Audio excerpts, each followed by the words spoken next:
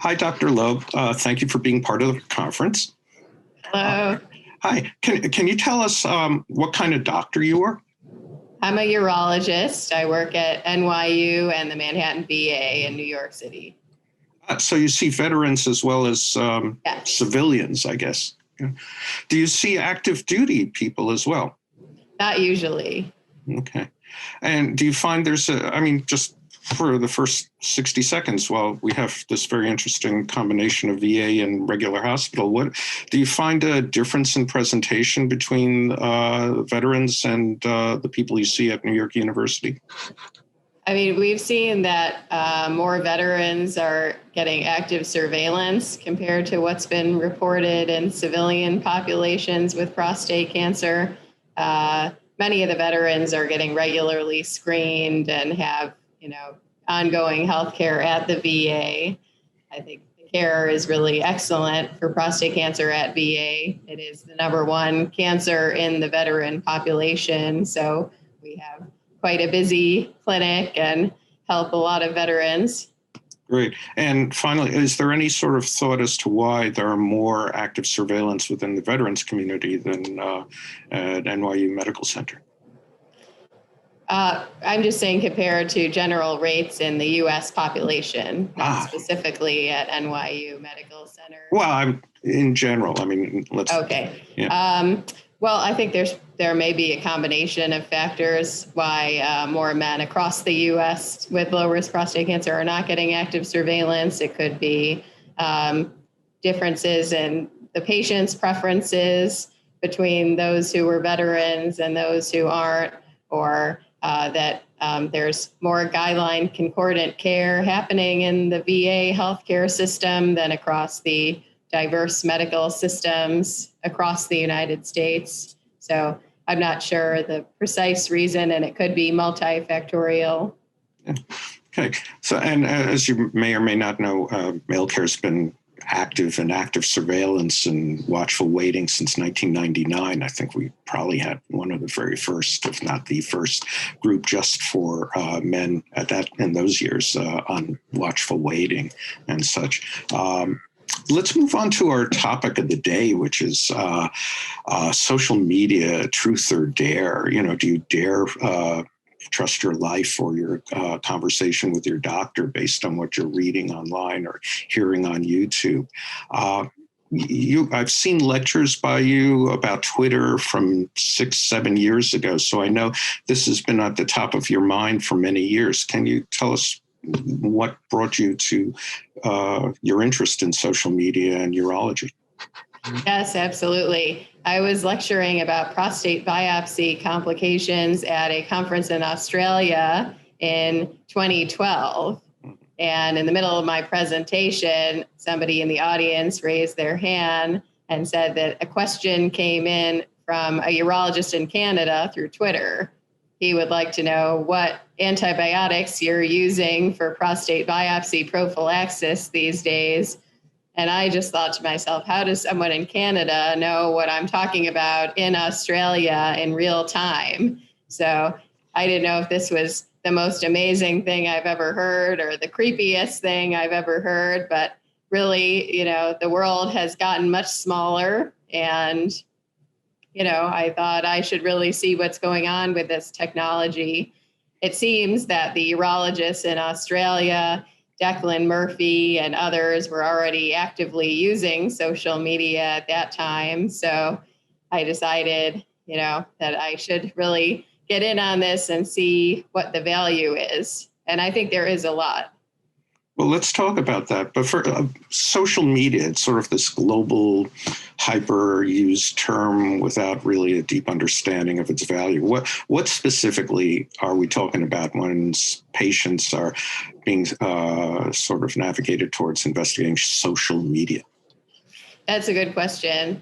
To me, what distinguishes social media from just the web in general is that it's Web 2.0, where there is an interactive capacity. So as opposed to a static website where there's a one-way flow of information, with social media, it's by definition social and interactive. So any platform where information can be put out in both directions. The most commonly used social media platform in the US is YouTube, where there are videos that are being shown as well as an active dialogue underneath the videos in the comments section. Other common social media platforms are Facebook, Twitter, Instagram, and many others. Which of those do you think has the, let's say that rather than the highest, but the top 2 or 3 that prostate cancer patients should focus their attention on? I would focus my attention on Twitter because that's where the prostate cancer physicians and scientists are discussing the latest treatments and research about prostate cancer, whereas that is much less likely to happen on the other social media networks. Do you think there's a trust factor that's sort of amplified by Twitter, since it's actually a feed from presumably from an individual? I think so. The same thing can occur on other platforms. There are some physicians and reputable scientists who have YouTube channels, for example. So it doesn't necessarily mean that information on other platforms is not reputable, but I think Twitter does facilitate following specific individuals who you deem to be experts or trustworthy and following their discussions.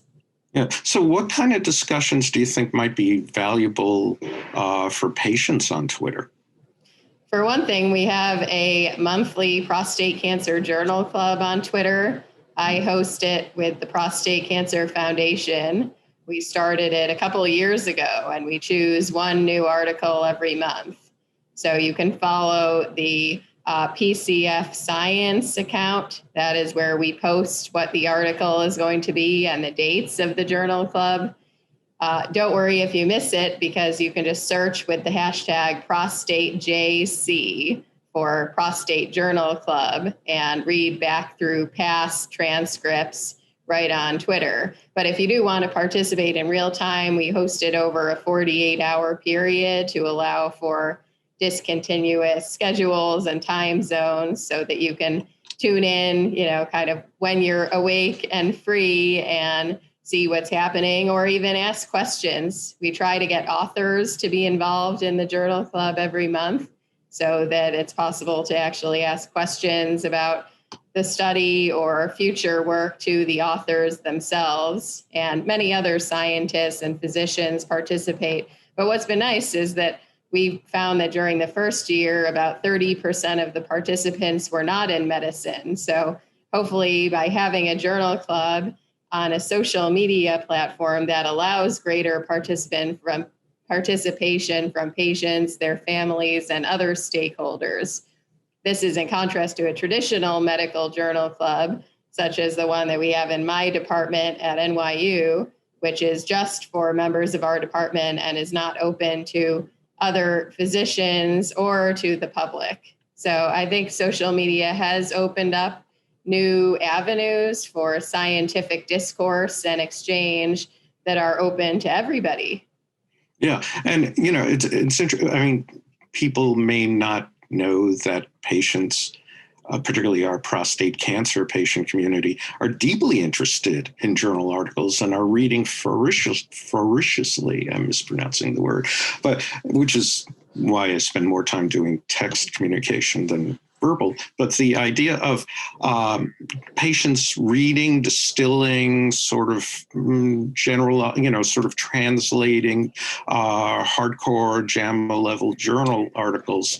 For example, we have an 11,700 member advanced stage prostate cancer community that's very active.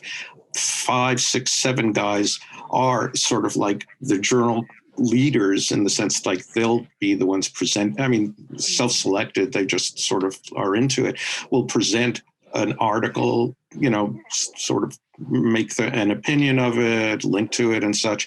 And we'll get anywhere from 50 to a couple of hundred replies and retorts back and forth in discussion of it. Extraordinary value for patients. It sort of validates that, there's more to prostate cancer care than just your consult with the doctor. There are hundreds, perhaps thousands of investigators and researchers in background, and hundreds and thousands of patients volunteering to be subjects in trials and such.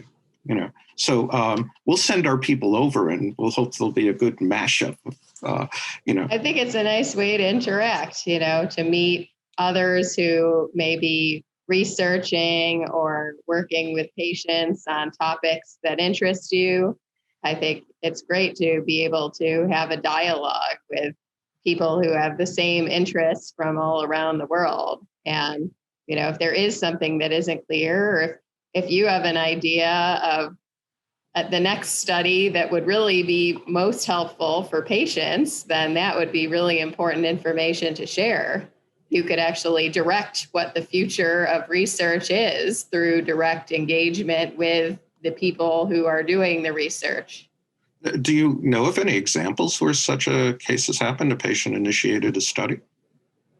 Well, I think we are actively using social media data on unmet needs of patients and their families to guide our research. In fact, we just received funding from the Department of Defense for a new study that is addressing this unmet sexual health needs of partners of prostate cancer patients. And for this study, our first step actually is looking at some of the online discussion communities for prostate cancer and the posts made by partners of patients about how it has affected them to get a glimpse into their unmet needs. Then we're going to follow that up with qualitative research and design some more materials specifically for partners of patients and for couples. No, that's wonderful. And it also brings up the concern that patients have around privacy and data mining and involuntarily participating in subject-based studies. Can you talk a bit about what patients should be concerned about revealing on Twitter? Well, our study is using online discussion communities for that particular project and not from Twitter. But I think the same thing would apply regardless of the social network, where if you are posting your personal information on a social platform that is public, then it is discoverable by anyone for any purpose. And so I think that's important to keep in mind. And there are some people who want to share and who want to get more perspectives on their case and want to be a part of this. There may be others who do not feel comfortable, but the good news is that you don't have to actively participate in any of these. You can follow the Prostate Journal Club, for example, without making any comments or posting anything about your own case. So I think everybody has a choice how much they want to discuss about themselves on social media. And, the same applies to doctors. If you look through my Twitter feed, my posts are not about my family or my personal affairs. It's professional content. So I think each one of us has to choose how much of our life and our health we want to put online and what we don't. One of the headings for this talk is about truth. How do patients get to sort of parse out truth or validity from nonsense online? Well, I think that's a challenge for sure. We did a study last year looking at the top YouTube videos in a search about prostate cancer, and many of them contain biased, commercial, or misinformative content. So that was really concerning. And actually, those videos got more viewer engagement than the good videos that were balanced and accurate. So it suggested that it is challenging for health consumers to navigate this online environment. I would say a few tips that I have are to look to trusted sources first. So not just to do a general search, but to do a very targeted search to either organizations or specific physicians or researchers who you know to be trustworthy to get more information. Also, I think it's really important to look at the date of the information that's posted, because we came across a lot of videos that were outdated. So at one point in time, they were accurate. At one point in time, for example, the U.S. Preventive Services Task Force recommended against prostate cancer screening. Well, it turns out that that has since been reversed, and now they recommend discussing the pros and cons of screening with your doctor. But there are still many, many videos and other content online saying that the U.S. Preventive Services Task Force recommends against screening. So this is something else to just be aware of, that once something is posted online, it really has to be actively removed. Otherwise, it will just stay there in perpetuity, whether or not it is still true. So I would make sure that whatever you're reading is up to date, because even trustworthy people who said something that was true at the time that they said it, the science is changing. There's new treatments, there's new guidelines. So it's just, luckily, a very rapidly dynamic field. Yeah. And what do you think of the idea of understanding the quality of interaction around a particular post as sort of a bellwether of truth? Well, I don't think that that's reliable either, because in our YouTube study, the videos that were not balanced and had misinformation had more views and more likes than the ones that were balanced and accurate. So if you said, oh, well, I trust this video because it had 300,000 views, and so it was much more popular, and therefore it must be accurate.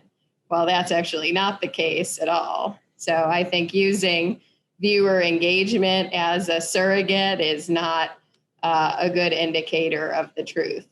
Right. But we are working on an interesting new research project where we're collaborating with a group of computer scientists to try to train a machine learning algorithm to help identify misinformative content about prostate cancer. So we presented some of the preliminary work at the AUA virtual meeting, showing that our preliminary algorithm could sort YouTube videos about prostate cancer with 74% accuracy to identify those with misinformation. So hopefully, if we continue working on training the algorithm, we could perhaps try to help make sort of a smarter search engine, or one that could help to push down content that seems to be misinformative and raise better content to the top. Yeah, we're actually doing perhaps the opposite. We're training an algorithm using machine learning around patient navigation opportunities, but to identify those that have had the most positive conclusions for patients who initiated them or participated with an external organization around that. It's probably the Web 3.0 or 4.0 for all of this. Which I think so. I mean, yeah. I think it's going to be tough for, people to actually vet all of the content. On YouTube alone, there's hundreds of thousands of videos that may be relevant to the issues faced by prostate cancer patients. So there just isn't a feasible way logistically to have experts vet all of the content that's there. So I think that the future has to be some sort of either automated or at least semi-automated solutions to try to help with these issues. Yeah, and it sort of provokes sort of a sidebar conversation around how physicians such as yourself or social workers such as me, will sort of want to work with patients who are relying more on the algorithms than they are on our consults and such. And obviously the ideal world where we'll be sort of emotionally neutral around both opportunities and, just have the goal of helping patients the best quality care that we can navigate them to. The idea of finding doctors using Twitter and Facebook, what do you think about that? I mean, I think that happens and that it's possible. If you see somebody who's putting up a lot of content that's relevant to your situation and that they seem to have expertise in that area, then I think that that would be a very educated way to find somebody to consult with. However, there's also these online ratings platforms, and those are probably not a very accurate source of information about physicians because that's not systematic at all. So it's more likely to be contributed by people who have extreme experiences, in some cases that haven't even met the physician. They just had a bad experience trying to make an appointment, and then they give the physician a 1-star review. So I think that those sites are problematic. They're just third-party sites that tend to get very extreme comments one way or the other. But tracking what the physician themselves is doing and try to find physicians whose philosophy or research interests align with what is happening makes a lot of sense to me. Yeah. What do you think of the use of Twitter and perhaps Facebook and others for emergency care? The patient who's waking up at 3 or 4 in the morning with some sort of distress or adverse effect or adverse reaction and just is hesitant to contact their doctor, but feels comfortable going online. I think it's better to just contact the doctor or go to urgent care if there's actually a medical emergency. There's no guarantee that a social media post will get a response within the necessary time frame or be seen by the right type of physician. So I think that for an urgent medical issue, that it is much better to get care directly. But if you just have more general questions about chronic management issues or what may be new or up and coming in a situation like yours, then I think those are valuable reasons to look at what's happening on social media and some of the discussions between physicians and other experts. Yeah, do you think social media will become a genuine substitute for in-person support groups?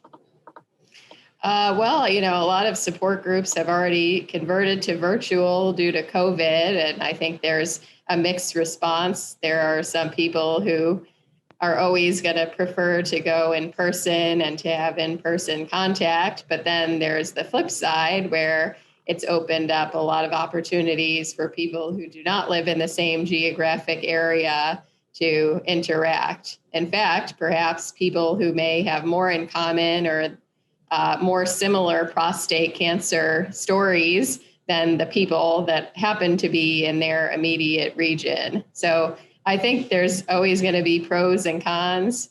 I like going to virtual meetings if it facilitates meeting with people who may otherwise be hard for me to meet with, but the Zoom fatigue is real, and just being in online conferences all day can be challenging.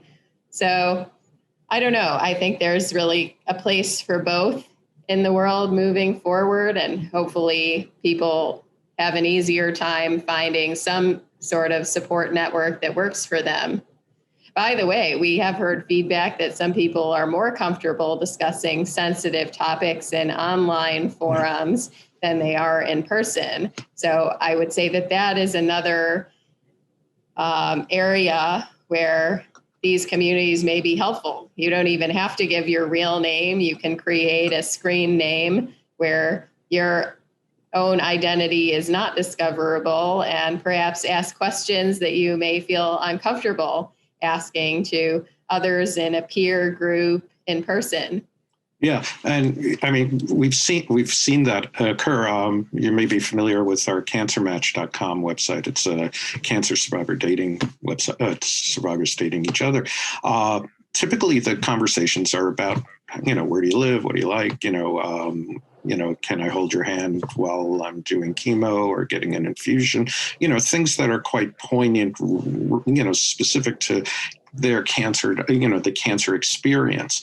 We're now seeing, over the last 5 or 6, or I'm seeing, because I'm been paying attention to it, the text-based conversations are more acute experiential, more like, I'm afraid like of having sex with you, or I'm afraid with, that you're going to not like the color of my eyes because they have a yellow tinge to them or something, or, little weird things like that may or may not be related to therapies and their particular disease. But the specifics of concern have taken I hesitate to say elevated, but a more perhaps personal and beyond fear approach. That's the thing, that the conversations that we see occurring now, particularly the text-based ones, are even more fearless than those that we've heard in our support group network. And we've had, in these states, until COVID,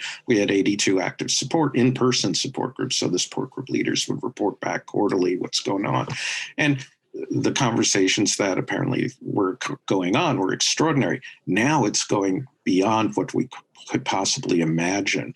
And the opportunity for investigators actually to understand both quality of life and medication and therapy interactions and impacts on quality of life just seem to be yet another, like, beyond Web 2.2 or clinical trial 2.0. It's more like clinical trial 5.0 or so. It's a wonderful new opportunities we have. We just have to pay attention to them, I think. What do you think of the idea from your experience? I mean, you mentioned seeing people that, may be in Paris and you just don't want to get on a plane or so. Lesser developed communities, lesser developed regions and countries don't have equal access to internet and online, and certainly there are walls, like as in China, that block access. But with virtual private networks and such, people get around that.